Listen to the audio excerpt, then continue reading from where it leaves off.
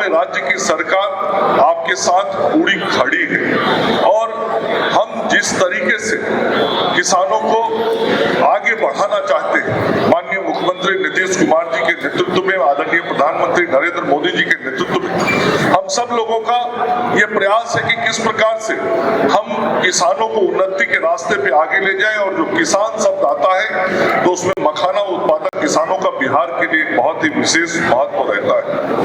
हम सब लोगों को जानकारी है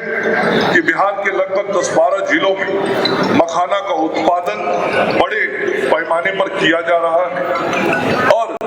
अभी जैसी जानकारी हम सब लोग को है 36,000 हेक्टेयर में ये जो मखाना की खेती की जा रही है। हमारा प्रयास ये है कि आगे आने वाले दिनों में किस प्रकार से ये खेती का जो क्षेत्रफल है उस क्षेत्रफल को हम बढ़ाएं। अभी यदि हम 36,000 तक पहुंचे हैं, 36,000 हेक्टेयर तक, तो इसको कैसे हम 50,000, 60,000 हेक्टेयर तक ले जाने का प्रयास करें। हमारे लगभग 25,000 से अधिक किसान इस काम में जुड़े हुए हैं और 25,000 किसान यदि आज इस काम से जुड़े हैं तो आगे आने वाले 2-3 वर्षों में कैसे 50,000, 60,000 किसानों को इस काम के साथ जोड़ा जाए ताकि मखाने की खेती का भी विकास हो, मखाने के बाई प्रोडक्ट्स के काम भी यहाँ शुरू हो और मखाना का जो व्यापार करना है, चाहे वह अंतर्राज्यीय व्यापार हो चाहे वह अंतर्राष्ट्रीय व्यापार हो, अंतर्राज्यीय और अंतर्राष्ट्रीय व्यापार को हम आगे बढ़ाने में सफल हो सके। और निश्चित रूप से ये सब काम करने के लिए बिहार की सरकार की तरफ से भी सहयोग किया जा रहा है, चाहे वह उन्नत किस्म के बीज को उपलब्ध कराने का मामला हो या मखाना के यंत्रों, मखाना के उत्पादन में जिन यंत्रों की आवश्यकता पड़ती है उन यंत्रों को उपलब्ध कराने की जरूरत हो। सभी चीजों बिहार सरकार का कृषि विभाग काम कर रहा है और हम सब लोग जो ये मखाना की खेती कर रहे हैं उसमें आज की इस आधुनिक दुनिया में हर चीज के मार्केटिंग के लिए जरूरी है कि यदि हम नेशनल लेवल पे कर रहे हो, इंटरनेशनल लेवल पे कर रहे हो तो हर प्रकार के कंपटीशन हमको फेस करने पड़ते हैं, चाहे वो क्वालिटी का मामला हो, चाहे पैकेजिंग का मामला हो, हर मामले में हमको कंपटीशन फेस करना पड़ता है। और मैं निश्चित रूप से अपने बिहार के अंदर जो मखाना के मार्केटिंग करने वाले लोग हैं और अभी जैसा झाजी बता रहे थे कि एक कोई मखाना प्रोसेसिंग यूनिट है, लेकिन मुझे जानकारी मिली कि इधर के दिनों में ये मखाना प्रोसेसिंग यूनिट बिहार में और भी नए खुले हैं और कुछ और खुलने वाले हैं। तो ये सारे जो यूनिट्स के लोग भी हमारे यहाँ बैठे हैं, मैं आप सब लोगों से भी कहना चाहता हूँ कि जो अंतर्राष्ट्रीय मानक है हर चीज के,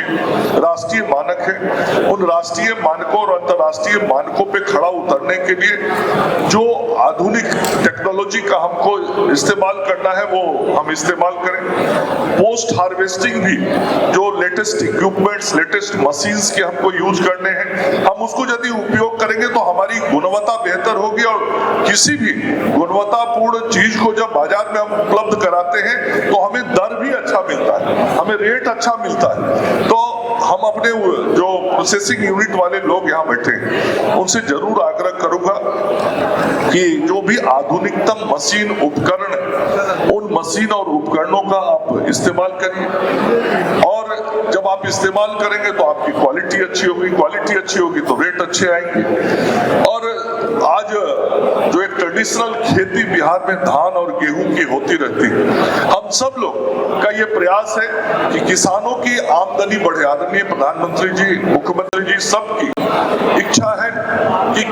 किसानों के आय को हम कैसे बढ़ाएं और किसानों को भी हम सब लोग संदेश देने की कोशिश कर रहे हैं कि केवल धान और गेहूं के फसल से ही पैसा नहीं लाया जा सकता, इसके अलावे भी अन्य खेती यदि हम करते हैं तो धान गेहूं से ज्यादा लाभ हमको मिल सकता है। उसमें एक मखाना भी है, मखाना की खेती यदि हम अपने खेतों में करते हैं तो हम धान गेहूं की अपेक्षा दोगुना तिगुना लाभ ले सकते हैं। और पहले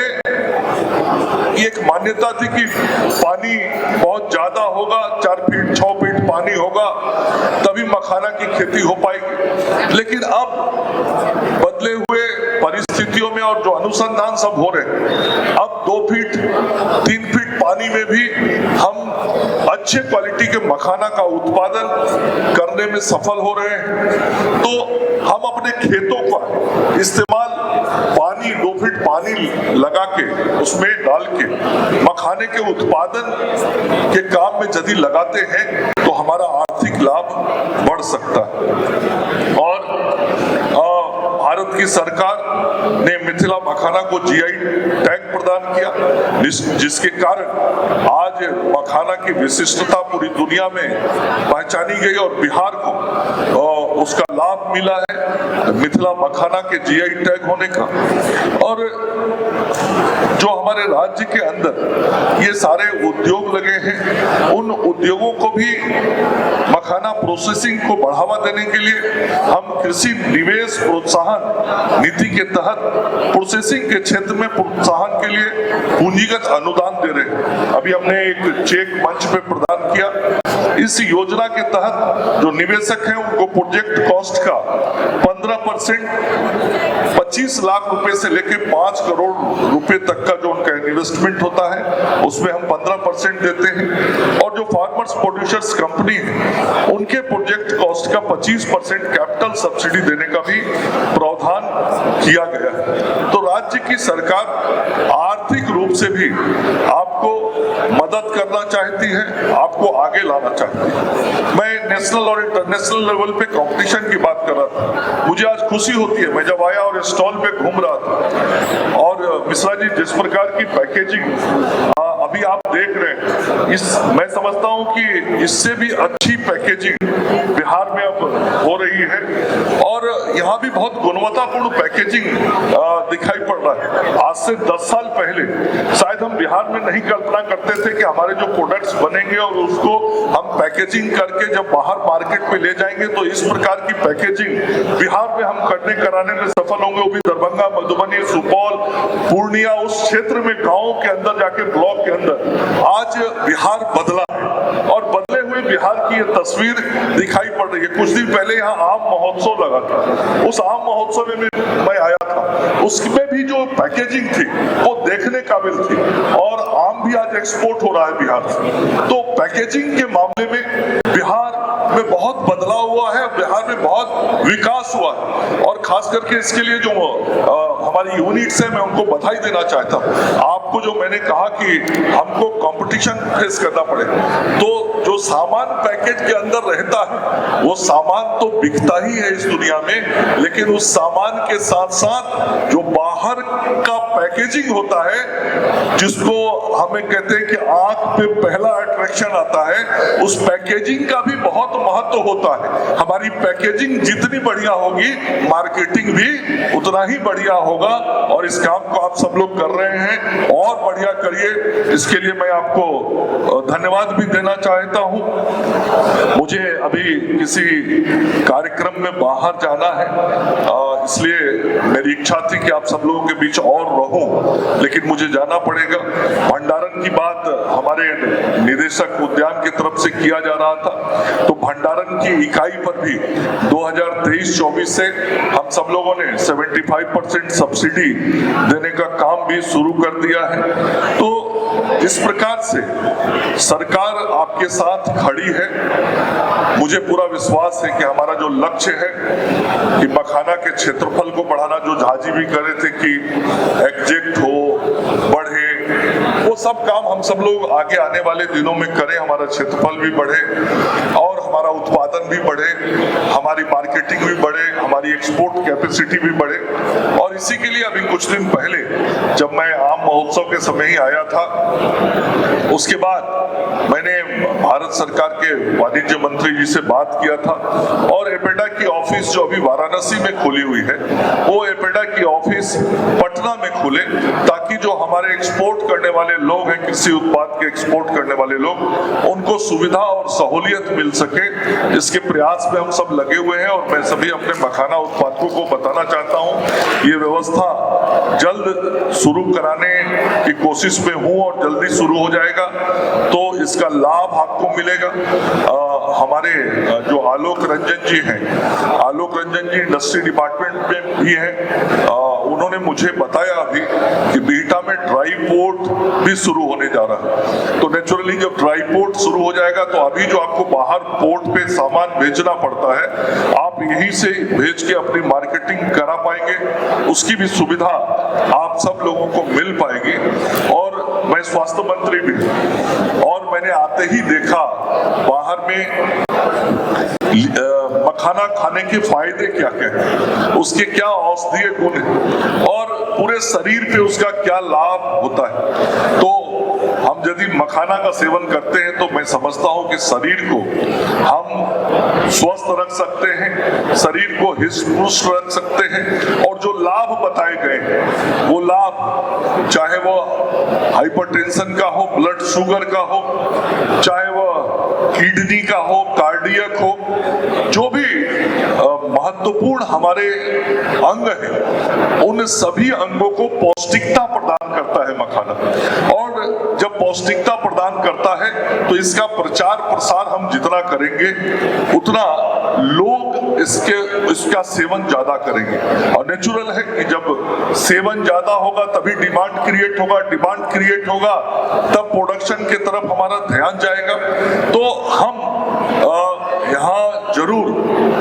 इस बात से मैं सहमत हुआ, झाजी ने जो एक प्रस्ताव दिया कि ये जो मखाना महोत्सव आज पटना में हो रहा है, मैं अपने विभाग के अधिकारियों को भी ये कहना चाहता हूँ, ये बात सही है कि बिहार में तो हम सब लोग मखाना को जानते हैं और यहाँ बैठे हुए जितने लोग हैं, अधिकतर लोग मखाना के काम से जुड़े हैं। कोई किसान बैठा है, कोई मखाना उत्पादक यहाँ बैठे हैं, कोई जो प्रोसेसिंग करने वाले लोग हैं वो बैठे हैं, कोई व्यापार करने वाले लोग बैठे हैं, एक्सपोर्ट करने वाले लोग बैठे हैं। तो यहाँ अधिकतर वही लोग बैठे हैं जो मखाना को जानते और समझते हैं और मखाना खाते भी हैं। हमको निश्चित रूप से बिहार से बाहर निकल के सोचना चाहिए कि कहां पे जाके हम मखाना महोत्सव करें जिससे हम मार्केट क्रिएट कर सकें, जहां हम लोगों को ये बता सके कि इस मखाना के क्या, इसके अंदर क्या पौष्टिकता है, हमारे हेल्थ के लिए कितना जरूरी है। हम यदि मखाना खाने लगेंगे तो हमको कितनी दवाइयों से छुटकारा मिल जाएगा। इन बातों की चर्चा, मतलब इसमें आज आपने डॉक्टर्स को भी इनवाइट किया है, उन लोगों से भी मखाना के कारण जो शरीर को स्वस्थता मिलती है और डिफरेंट ऑर्गन्स को जो मजबूती मिलती है, इन सारे बातों की चर्चा हमको जरूर बिहार से बाहर निकल के करना चाहिए। और दिल्ली में नहीं करना चाहिए, दिल्ली से बाहर करना चाहिए। नहीं तो हम लोग दिल्ली में कई तरह के कार्यक्रमों में स्टॉल्स लगाते हैं, लेकिन हम मार्केट कहाँ क्रिएट कर सकते हैं। हमारा ध्यान मार्केटिंग को सोच के थोड़ा मखाना महोत्सव की ओर होना चाहिए। और मैं झाजी आपको विश्वास दिलाता हूँ, बहुत काम करने वाले सभी हमारे काबिल अधिकारी कृषि विभाग के अंदर काम कर रहे हैं। आपके सुझाव को बहुत शीघ्र हार्वेस्टिंग का काम अब शुरू होने वाला है, तो हार्वेस्टिंग का काम शुरू होने के बाद मखाना अक्टूबर के महीने से निकलने लगेगा, सितंबर लास्ट अक्टूबर से निकलने लगेगा। मैं अगले 3-1 महीने के अंदर जरूर बिहार के बाहर कहीं मखाना महोत्सव का आयोजन करवाऊंगा और उसमें आप सब लोग को भी, जो हमारे उत्पादक हैं, किसान हैं, जो आप सब लोग यहाँ अपना मैन्युफैक्चरिंग यूनिट लगाए हुए हैं, प्रोसेसिंग यूनिट लगाए हुए हैं, आप सब लोग को भी चलना होगा, क्योंकि आप ही के लिए वो काम हम सब लोग करवाएंगे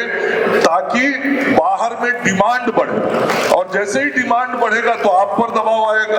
आप पर दबाव आएगा तो आप किसानों को संपर्क कीजिएगा, किसानों का उत्साह बढ़ेगा तो उत्पादन बढ़ जाएगा। तो जो हमारा लक्ष्य है कि हम 36,000 हेक्टेयर से आगे बढ़ें और 25,000 किसानों से आगे बढ़े, उस लक्ष्य को हम प्राप्त करेंगे और बिहार के किसानों को समृद्ध करने में हम सफल हो पाएंगे। आज यहाँ पे यह जो आयोजन हुआ, इसके लिए एक बार फिर से अपने उद्यान निदेशालय को मैं धन्यवाद और आभार व्यक्त करना चाहता हूँ।